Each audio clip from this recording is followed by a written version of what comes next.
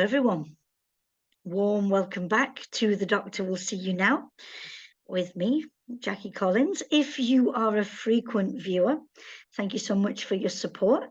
Thank you for being there and for supporting the authors that we bring on to have a wee chat with. If you're a first-time viewer or listener, and you've stumbled across us out there on the internet, it's great to have you with us, and hope you like what we do and that you'll stick with us for further authors. In real time, it's August 2023, and if you're in the UK, well, the summer's doing weird things, but thankfully, those of us who love to lock ourselves away with a book, well, we can do it anywhere, whether the sun is shining, if it's pouring with rain. There's always time to get into a book and lose oneself. And then when you get the opportunity to meet an author whose work you are not familiar with, well, that's an exceptional treat, is it not? Because, we have our favorite authors, we have those writers who it's ever so comfortable because you think, well, it's like going back round to a friend's house, and in the work, you can hear the author, you recognize their style. But a bit like Seinfeld would say, the club's never closed. There's always room to get to know another author and get familiar with a fabulous writing style. And so with those thoughts in mind, I would love to welcome Annie Taylor in for the consultation. Annie, it's beautiful to meet you, and thank you so much for your writing. How are you today? I'm good, thank you. Thank you so much for having me. I love that Seinfeld reference. I love Seinfeld. Yeah. So I appreciate that. Yeah, you are most welcome, and for me, to get to know your writing, we are going to be talking about in our session the truth about her, and I think it's lovely where you put the emphasis on that title, the truth about her, or the truth about her.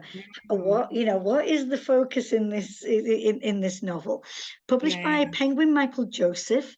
And out July 2023, so pretty hot off the press, and available in paperback and audio at the moment. And ebook. Yeah. And ebook as well. Yeah, so brilliant. However you like to enjoy your crime fiction, your mystery, your thriller writing, I think there's a format already there available It's for out you. there, yeah.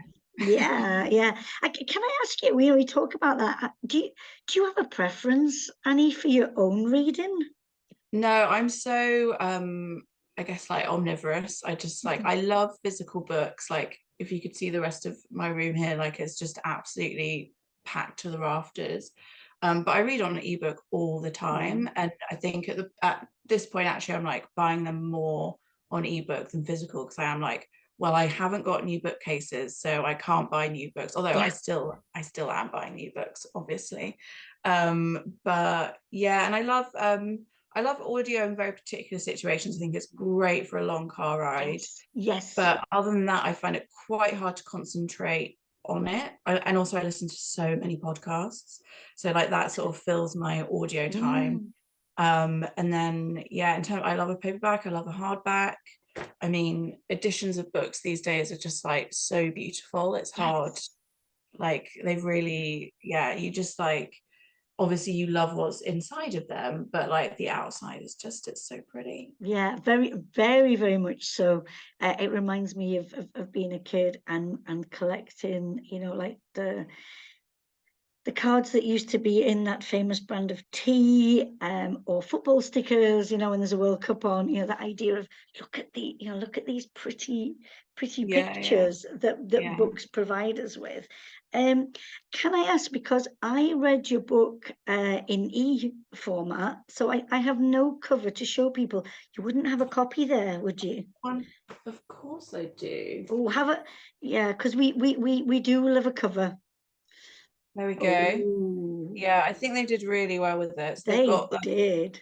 they've got the beach huts and they've got the beach, and I love the like fade on the her because it's sort Yeah. of it has that airy thing, and it's very much like a beach. It is a beach read, but not all of it is set in summer. So you've got quite a lot of like cozy autumn winter vibes as well. So I think they really get that, like, oh, what time of year is it? It's and I love the fact that you know that playing with the light, is it sunset, but could it also be, you know, like, I don't know, some mysterious eerie dawn, Yeah, you yeah, know? yeah, yeah, They yeah. did a lovely job there. Did you get to choose, or did they advise?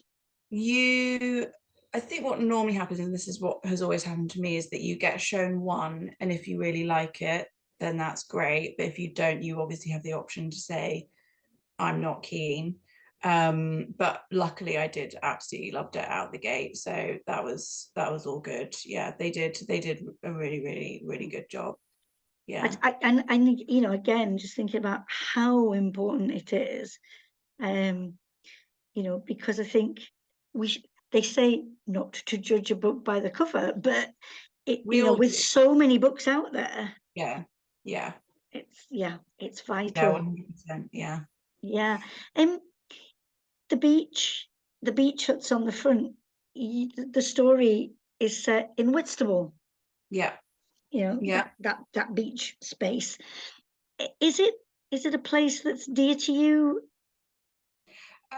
So I never went as a kid. I didn't grow up going there. Uh-huh. I do have like coastal connections. My mum's from Poole, so I grew up going down to Dorset a lot. So the beach in general and like just being by the sea has always meant a lot to me. But yeah, Whitstable kind of came out of nowhere. I went at the beginning of 2019, so like a really long time ago now, pre-pandemic, feels like another life. Yep. But it was like early February because we went to have like a nice lunch for my sister's birthday, and it was like not a day for the beach. Like just steel gray sky, absolutely freezing, wind, whipping, but it's so atmospheric on a day like that. Like Mhm. I think any, especially British coastal town, is just absolutely just full to the brim with atmosphere, like off season. Like obviously we all love them in high season, but there's something about like quiet beach towns where you're just like, oh, like anything could happen because the sea's always there. It's so, I feel like a lot of us are so drawn to it, but at the same time, it's like inherently dangerous.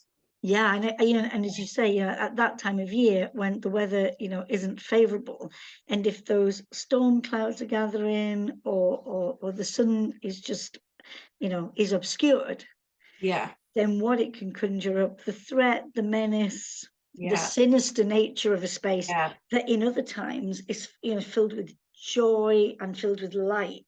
That yeah, contrast, yeah, yeah, yeah, yeah. I just think it's so powerful and like really pulls on the imagination. And then you've got Whitstable itself, which is just like contrasted with that, like sort of almost like it's not a brutal coast because it's not, you don't have the cliffs or anything, but like like that dangerous coast aspect. And then it's so cozy, you're walking around all these like alleyways and cobbled corners, and all the pubs are just like you just want to walk into every single one, like it's just like the nicest place. So all of that is just like, what's bubbling away beneath the surface. I'm not saying that anything is bubbling away beneath the surface in you never Whitstable, know. but it could It be. could be, it could be. And I think that's the thing, isn't it? To capture the what if, to capture the Yeah. possibility. So would you say, um, did the truth about her, did it begin with the place for you, or did it begin with the characters? um I think it definitely began with the place, but sort of it then merged with stuff that I'd already been thinking about and sort of musing on, which was a lot to do with Vanessa as a character. So this sort of very famous and influential Instagram influencer who has built her life around sort of her family and specifically her children, her on-screen life, as it were, her online life, coupled with so um I can't remember the name now. I think it was Shannon Watts, the little girl who was hidden by her mother for under the bed of her sort of uncle for like Yeah, however long. I started thinking about that, and then what people do now for sort of like online clout, and that sort of grew into this character of Vanessa and sort of Matthew being missing. And then as I was writing it, actually, something occurred in the States, which was sort of not particularly popular influencer, but sort of like a mummy blogger, did an Instagram live from a car park in California claiming that two people had tried to kidnap her two children. And it was a complete hoax. And these two unsuspecting individuals got arrested, and she got all, very quickly she got all these followers, all this influx of sort of power and interest, and then it fell apart very, very quickly. But just the fact that that happened whilst I was writing this, I was like, okay, this is like a real, like, you can mine this scene, like there is something going on, like, because I spend an awful lot of time online. I'm on Instagram a lot, and I really love it. Like I do, I'm not coming at this from a place of like, social media is bad, but there are always bad actors, and there are always going to be people who are there to manipulate and to like wrongly influence people's lives. And I just think that it's that bit which is so intriguing for like us as writers and also as readers. I totally agree with you. And again, I really welcome when authors, this watching the crime fiction genre in all its glory mold and morph to fit the times now. And so we can deal with those issues of now. And in the writing and in your musings, and I wholeheartedly again agree on the fact that, to speak in black and white terms of either, all social media is evil, or yay, let's just use this however we want. I wonder ever, as human beings, can we ever just find a really nice midpoint? Yeah. Or the need to be extreme. Why? But those are deep questions, and we can come back to them for another time. Let's do it. We don't need to do that now. But for yourself, you say you like, what's the word? Consuming, visiting, watching. What's the verb with Instagram? Lurking. Yeah. I definitely think, what is the right verb? I guess using it, but we are also consuming it, because it is, so much of it is made for us. And there's so many creators doing like really interesting, and in some cases like worthwhile things. But there's also, a lot of like silly stuff. And I'm kind of there for all of it, like up to a point. But yeah. Something as well, again, that the book brought up for me, but also our conversation now, and it might be a line to go down that might be a little bit simplistic, but I wonder, as someone who believes in a total spectrum, but in thinking about a gendered difference, is there a difference in the pressure for those people that identify as female and are on Instagram, and shall we say, can we call it a profession as well, being an influencer? The amount of effort and time that goes into it, rather than those that identify as male, and then I'm thinking of motherhood, because of the story that you brought to us from the States, and that idea of the pressure of motherhood that's always been there in various guises, but now it's just surfaced in this way. And there, you bring this to us of trying to be the perfect mom, and influencing people in their lives, supporting people. So my question is, do you think it's harder for people that identify as women as influencers to keep going, to be out there all the time? I think one of the things about like being a woman online, and maybe even just like the influencer profession and culture in general, is that I do think it is quite feminized. Mhm. Like it's quite a space wherein women have been able to flourish and have actually become like quite a lot more powerful and popular, and it's therefore been diminished because like stuff that women like is never taken as seriously as stuff that men like, or and it is a really interesting time to talk about it because Barbie just came out, Oh, and yes. the power of Barbie, and like none of this is simple. Like Barbie is not a like simple thing to consume, but it is very powerful, and it has been the power of it has been diminished because it's sold to girls, used by girls, loved by girls. And that's the same with reality TV and Bravo, and there's so many things that are seen as like largely like for women and in the female domain. And obviously we're including everyone who identifies as women, but um I actually, when I was writing this, I listened to a really interesting podcast called Under the Influence, Uh-huh. which is hosted by Joe Piazza, who is an American author, and it really goes into like who all these influencers are, why they're doing it, how they're doing it, and it is a multi-billion-dollar industry, I think, especially in the States. And one of the reasons why it hasn't been taken as seriously is because it's women like largely doing it on their own, like with agencies and stuff. But it is like it's kind of like the new like Mary Kay or like Tupperware Yes, party thing. yes, yeah, yeah. People And can like suddenly have careers which didn't previously exist, but also it's not, they can so easily be taken advantage of because it's not like a real job. yeah, I'm thinking, I'm loving this conversation. Thank you. The idea of, it's a space and a platform where women can be seen and women can be heard.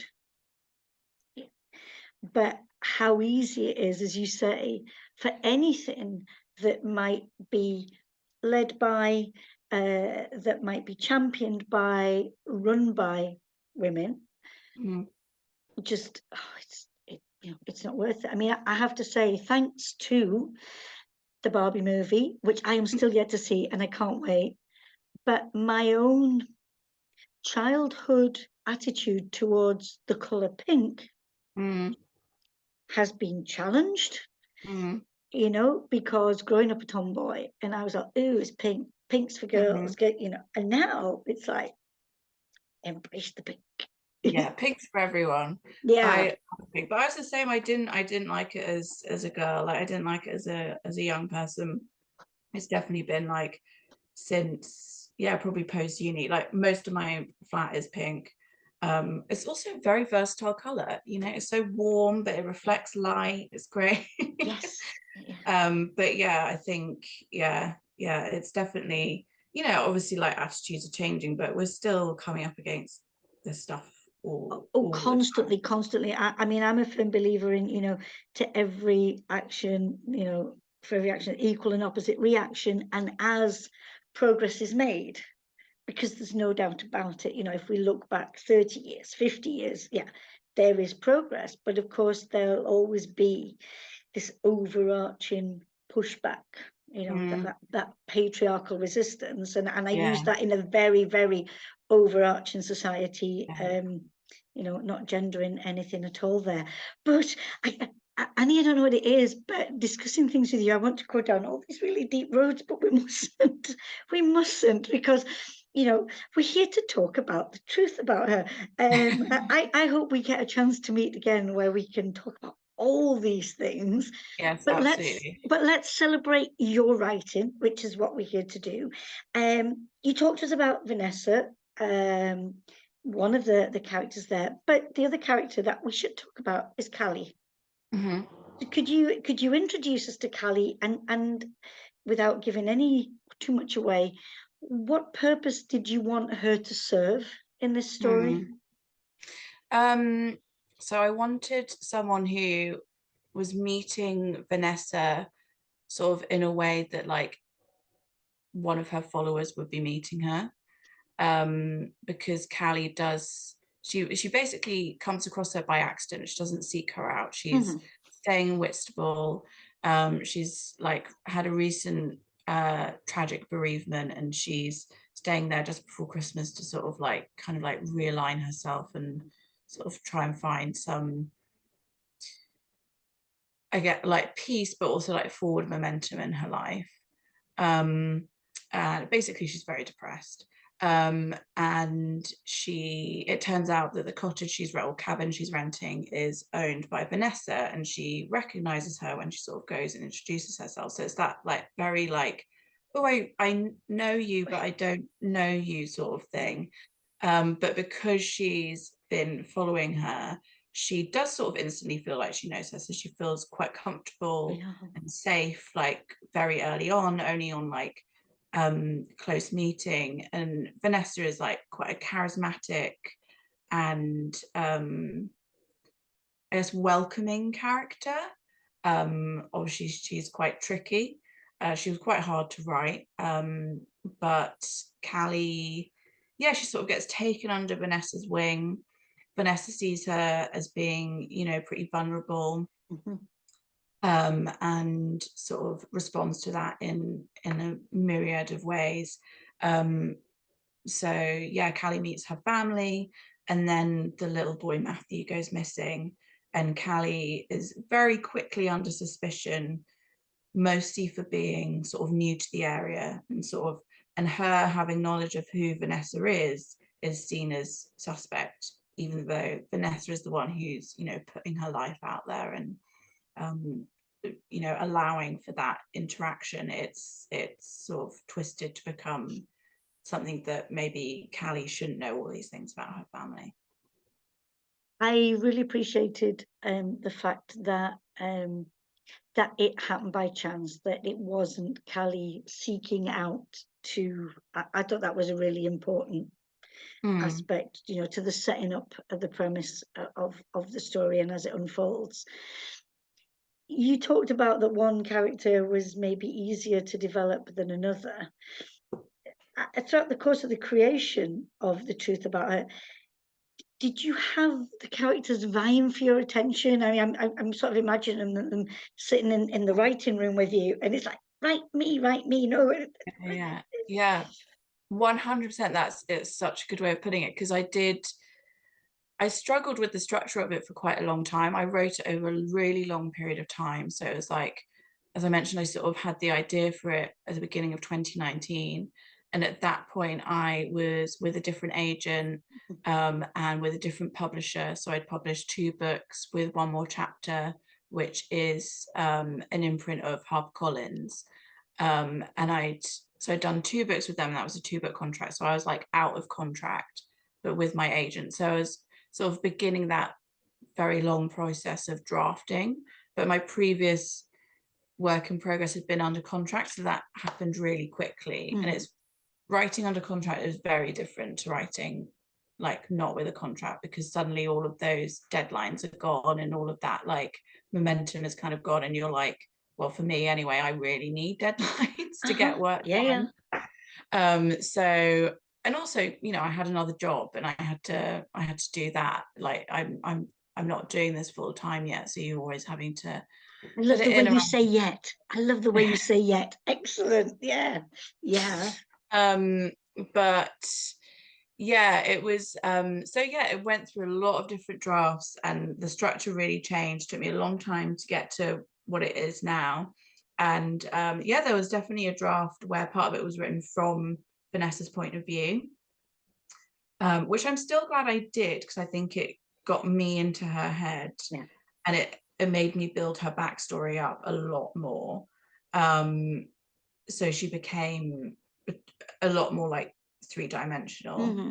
Um, but yeah, I still found her quite hard, because she's quite mercurial in a way, and to convey that is quite hard. Whereas someone like Callie is a character who is like not that dissimilar to me, really. She's dealing with stuff in a way that I would probably deal with stuff Uh-huh. as well. So that's, but also in some ways that was quite hard to write, because that's also a lot more personal and a lot more emotional. whereas when I wrote those Vanessa pieces which didn't get in, that was quite a lot more fun, because you're sort of playing around a bit more. And then there's a character that we get at the point of view at the end, which I'm not gonna say, but that was also really fun to write, because I never thought I'd do that kind of point of view. So, and that went like, that was like a breeze. That was one of my like best writing experiences. And I was like, this is amazing. Yeah. Whereas with Callie, it was a lot more like, yeah, just getting her down was a lot more sort of, you know, word after a word, you know, you're just like trying to get as much down as possible, rather than, yeah, sometimes you're like really flowing and sometimes it's just, yeah, but the it's just beauty is, work. there it is, you know, there it is, it's Yeah. been captured, you've captured them, and that's there, you know, that Yeah. I don't want to call it a fight, struggle, I don't know, wrangle. I think a wrangle, I like the notion of Wrangle's wrangling. good. Yeah, Yeah. that there it is in being. Now, before we started the recording, you explained to me, and you mentioned that idea of, you know, being in contract and then coming out of that. If anybody would like to find your previous writing, it was under the A.M. Taylor. Yeah, A.M. Taylor, yeah. yeah. So the first one was called Forget Me Not, and the second one was called Innocent or Guilty. And they're similar genre, like they're both thrillers. But yeah, they're set in America, so they do have a different feel. I think they have a bit more of a slightly like YA younger feel, which, you know, partly to the fact that I was younger when I wrote them. But yeah, I'm proud of them. I think they feel, to me, they don't feel that different, but everyone I've spoken to about them who are readers rather than like me are like, oh, it's really different. I was like, okay, good. Like, I'm glad that, you know, that progression is happening. And, you know, I think I always want my next book to be my best book. Like, you always want to be getting better. And, you know, technically you should be, because like writing is a craft, and the more you do something, hopefully the better you get at it. So yeah, it's yeah, they were, oh god, I feel like I wrote them a million years ago, but yeah, they were fun to write. Yeah. Again, I appreciate what you're saying about, you know, seeing a craft develop, and feeling that, you know, there is that writing in evolution, that it's never I am now, this is it, but there's always that honing, that difference. And I wanted to ask you, if I may, because I read, and forgive me if I'm wrong, but I read that you're a freelance copywriter and an editor. Yeah, I've definitely done more writing than editing. I have done editing. I don't like it that much. Okay, but you know, because I have friends who do enjoy an edit, and so I wondered that idea of, you know, handing over your own writing, and of course, you know, it is a necessary step. I think if anybody's watching or listening who thinks, you know, why? No, it's really vital that somebody outside gets a chance, because I think as writers, you know, you are so immersed and so Yeah. invested, it's hard sometimes not to see where things might have gone, because it's all there in the writer's head. Yes. It might Yeah. not necessarily be out on the page. So Yeah. as somebody who has edited, handing your work over, is it something that is a little bit daunting, or are you glad when you get to a point of you can release it to someone else? Yeah, I think I'm normally pretty glad. There's always that slightly like sick, nervous feeling of like, will they like it? Is it any good? Like, it sometimes when you get to the end of a draft, it's honestly so hard to tell. Like, you go through these like ups and downs of just like, this is terrible. Oh my God, this is going really great. It's like, okay, this is all right. We're trundling along. And then like, oh my God, like flying high. And then as you say, it's like you just can't see the woods for the trees sometimes. Like, it's just, yeah, you are so in it and you've read it so many times, and these characters and these instances like just live rent free in your mind, and you're just like constantly like just in it. Yeah, I mean, editors are absolutely vital in, I think, in any form of writing. I think what copywriting and the copy editing that I've done has meant that I'm not like precious about it. Like I Yeah. don't obviously all of this work means a lot more to me than the copywriting I've done, because that's for clients. But Yeah. again, that client interaction has been really beneficial for me as a writer, because basically at the moment I write for clients and I'd have to edit myself basically, like, but them coming back to you with their notes and what they want and where you've gone wrong and where you've done stuff right is basically them acting as your editor. And yeah, again, that is always like a little daunting because you always want to be doing a good job, but it does just mean that I'm just so used to it. Yeah.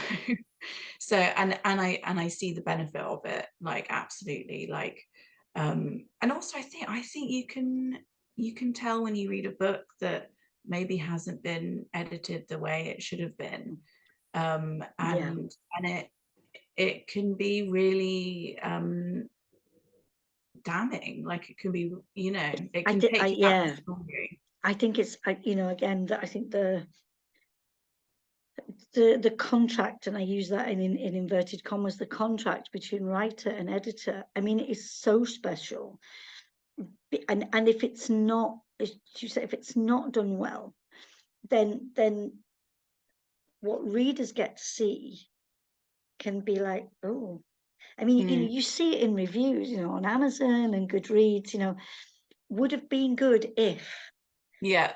And I feel so sorry for authors who, are probably, paying an editor, or, it's meant to be part of the process and it doesn't happen. So then a person's best work, it doesn't Yeah. it doesn't happen. Yeah. Yeah. Again, not to dwell on that, but please, if there's any editors watching, do the best you can by those authors that are with you. If we could be frivolous for a little minute, I've been at festivals recently where I've heard this question, and so I'm just going to borrow my good friend author Louise Mumford posed it to me as a reader at a festival recently. Did I snack when I read? And I had to confess to salt and vinegar crisps. That in a book. King of crisps. For yourself, when you are writing, when you're deep in process, do you have a snack that you take with? Do you have a pre-process before you sit down? Yeah, so I always have coffee, basically. Very much dependent and addicted to. Hold up my hands. Always have water. I'm a very thirsty person. And in terms of snacking, I don't do it that much, partly because I find it a bit of a distraction. But the thing I have the most is probably actually popcorn, because that's like quite like, Yeah, it's easy to, yeah. I'm very much like a savory person, or it's just like some lovely toast and Marmite is probably Yeah. one for me. Yeah, I'm going through a weird, not weird, I had like a complete fixation on digestive biscuits recently. Like I hadn't had them for years, like decades. I was like, right, I've got to go out and buy a packet of digestives. And then I've had one at like every afternoon since. So like that's like, 4 p.m. have your little hit, and then you can like keep on going for a little. I'm very impressed though, by the way you say, and I have one at 4 o'clock. Your powers of measuring out. I'd be in the packet. No, I wouldn't. But I like that. Yeah, well, that's that, because I don't have a sweet tooth, so I don't ever feel like I need more. If it was salt and vinegar crisps, that could go on forever, which is why I don't have them in the house. But I think I should definitely take your lead on that, and really start to reduce that. I think for a number of reasons. They are absolutely addictive. They are. But to come back to the truth about her, away from our snacking, if there were any aspect that you know, and it's hard to make you choose. I'm sorry to do this, but again, I think for when people are reading and they can come to that point and go, there, that you look at the book now and you go, Annie, you were awesome. Look at that. Look what you did. Who knew? Is there anything you can point to in the book? For my Yeah, for like you my going, favorite. you might like going, you were just amazing the way you did that. I wasn't sure you were going to pull it off, but oh, look at that. I mean, there is a pretty big twist, which I am very proud of, and I'm not sure I'm ever going to be able to like replicate that again in my career. Um, yeah, I think yeah, I mean that is definitely the bit that I'm Brilliant. proudest of. Yeah, and I think yeah, that whole section that comes at the end, because it did sort of like take me back. Like I knew that's what I wanted the sort of denouement of the mystery to be, Yeah. but I was very uncertain of how to reveal that to the reader, because sometimes, you know, it's kind of like what you're just saying, it's so clear to you in your head, and you know you've got this crime and mapped out, and this is how this happened and this is how that happened, but then you're like, but how do I let them know that? And that's the bit where, you know, that's my work basically, like that's what I have to do. So yeah, that is definitely the bit which I'm proudest of. Yeah.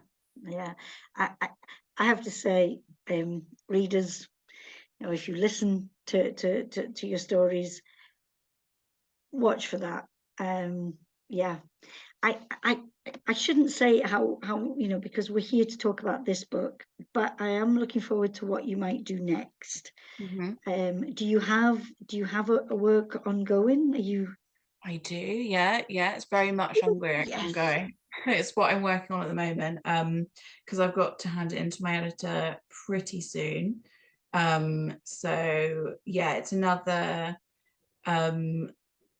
thriller. It's pretty different. It's yeah, I'm going back to somewhere which means a lot to me. So part of it, it's dual timeline. So it's 2006, 2007, and then present day.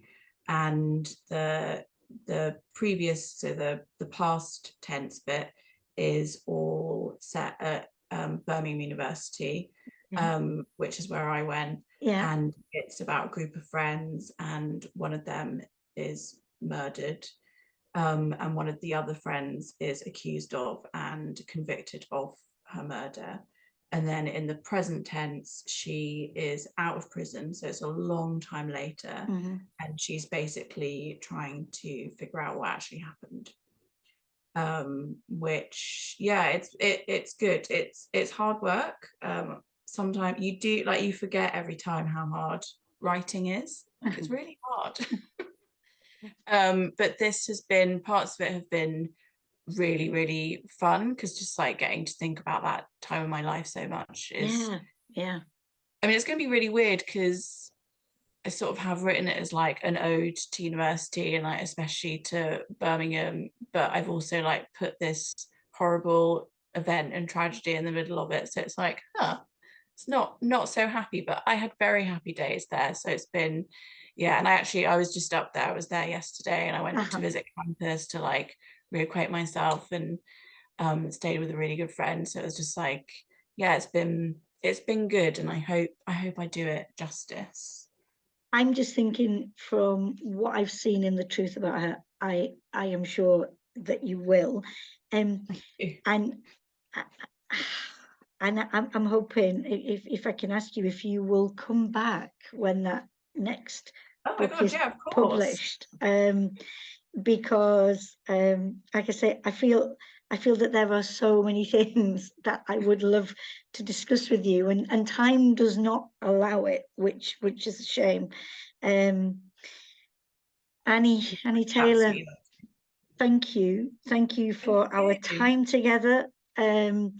And again, all the very best. I think, with this next part of your author journey, this next aspect of becoming, I think, but please, viewers, listeners, get your hands or get your ears on a copy of The Truth About Her, and come back to me and tell me, what did you think about, well, the way it was wrapped, and these characters, and who would you root for, Callie or Vanessa? And does this writing change your attitude towards influencers? Maybe, maybe not.